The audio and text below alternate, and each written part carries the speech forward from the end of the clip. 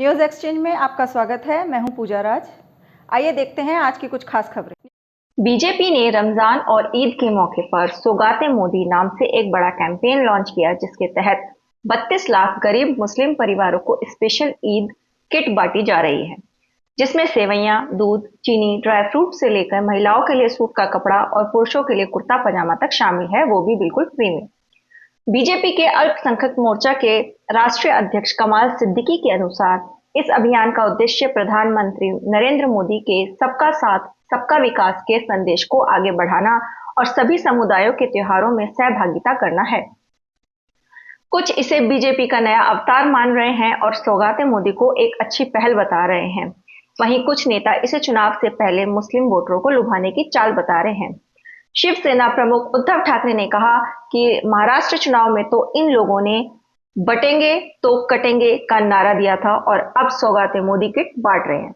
उन्होंने ऐसा लगता है कि राजनीतिक स्वार्थ को साधने वाली किट है, कहकर तंज कसा। शिवसेना प्रमुख उद्धव ठाकरे ने बीजेपी के सौगाते मोदी अभियान पर सीधा निशाना साधा और कहा कि जो लोग पहले बटेंगे तो कटेंगे जैसे नारे देते थे, वही अब चुनावी फायदे के लिए किट बांट रहे हैं। क्या ये सत्ता की भूख नहीं? उद्धव ठाकरे ने बीजेपी से पूछा, क्या सौगाते मोदी सिर्फ बिहार और यूपी तक सीमित है या फिर ये आगे भी जारी रहेगा? उन्होंने कहा कि बीजेपी को अब खुलेआम मान लेना चाहिए कि उन्होंने हिंदुत्व त्याग दिया है। ठाकरे का दावा है कि बीजेपी सत्ता के लिए किसी भी हद तक जा सकती है और सौगाते मोदी उसी का एक बड़ा उदाहरण है। डीएमके नेता और तमिलनाडु के मुख्यमंत्री एम.के. स्टालिन ने तमिलनाडु विधानसभा में बहुचर्चित वक्फ विधेयक 2024 के खिलाफ प्रस्ताव पारित करवाया।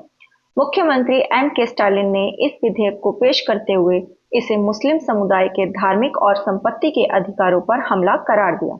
उन्होंने केंद्र सरकार से इस विधेयक को तुरंत वापस लेने की मांग की। वहीं बिहार में भी इस विधेयक के खिलाफ विरोध प्रदर्शन हुए।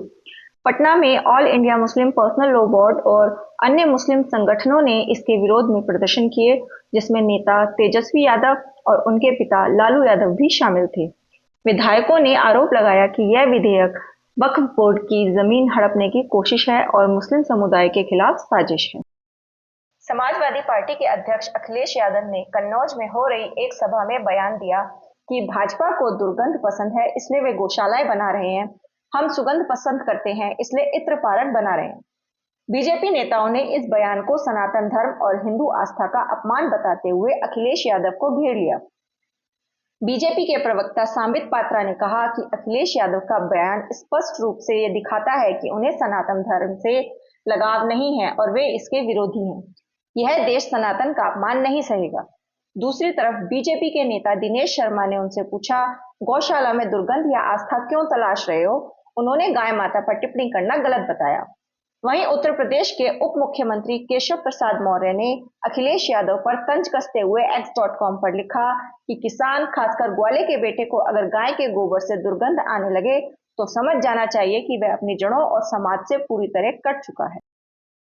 समाजवादी पार्टी के राज्यसभा सांसद रामजीलाल सुमन ने संसद में दिए बयान पर माफी मांगने से साफ इनकार किया। आपको बता दें कि सांसद रामजीलाल सुमन ने संसद में कहा था कि राणा सांगा ने 16वीं सदी में मुगल शासक बाबर को भारत आने के लिए बुलाया था। कई लोगों ने इसे राणा सांगा की वीरता और योगदान का अपमान माना और उन्हें तुरंत माफी मांगने के लिए कहा। वहीं रामजीलाल सुमन ने साफ कह दिया है कि वो अपने बयान पर कायम है और माफी नहीं मांगेंगे।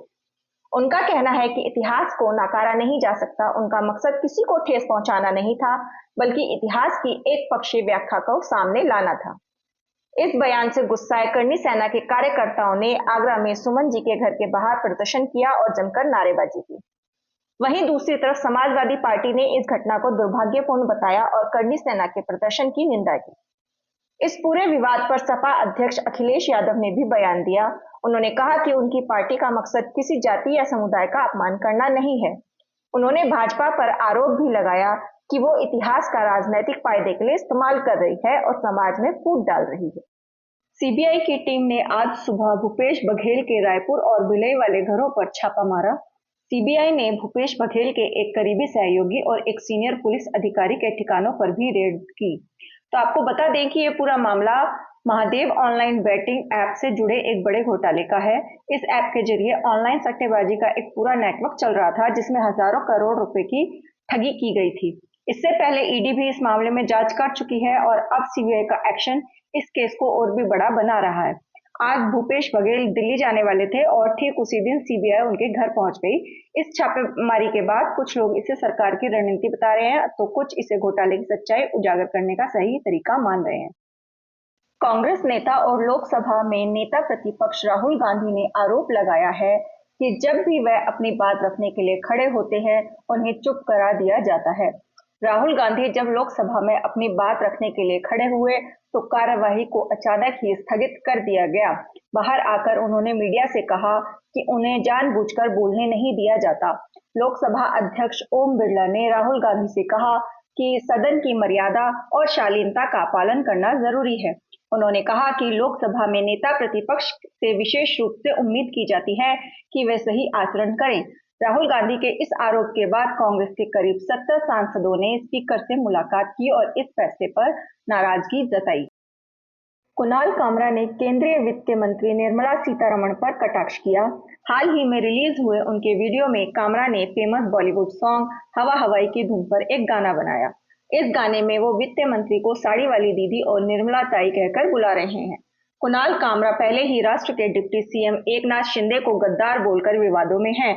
मुंबई पुलिस ने उन्हें भारतीय न्याय संहिता की धारा 35 के तहत दूसरा समन भेज दिया है। उनके खिलाफ एफआईआर दर्ज की जा चुकी है। उन पर सार्वजनिक उपद्रव करने वाले बयान और मानहानि के आरोप लगे हैं। अब तक की खबरों में बस इतना ही। आगे की खबरों के लिए बने रहिए न्यूज़ एक्सचेंज के साथ। नमस्कार।